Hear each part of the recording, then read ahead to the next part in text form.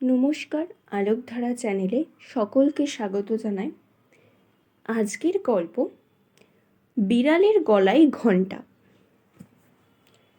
বিড়ালের উপদ্রবে অতিষ্ঠ হয়ে ইঁদুরেরা একদিন এক সভা রাখল।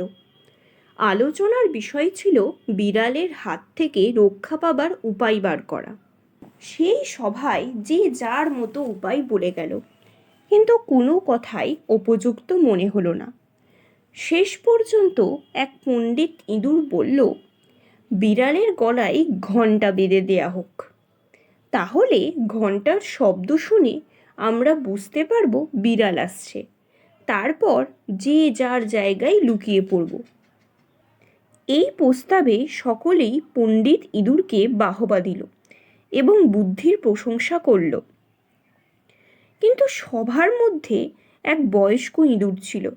সে বলল, প্রস্তাবটি খুব ভালো, কিন্তু বিড়ালের গলায় ঘণ্টা বাঁধবে কে শুনি? বয়স্ক ইঁদুরের কথা শুনে অন্য সব ইঁদুরের মুখ হাঁ হয়ে গেল। তারা পরস্পরের মুখ তাকাতাকি করতে লাগলো। নীতি: কাজ করার চেয়ে পরামর্শ দেয়া সহজ। আজকের গল্প এই পর্যন্তই।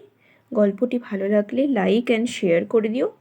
এরকম নতুন নতুন গল্প আর কবিতা শুনতে চ্যানেলটাকে সাবস্ক্রাইব করে পাশে থেকো আর আমাকে উৎসাহিত করো। ধন্যবাদ।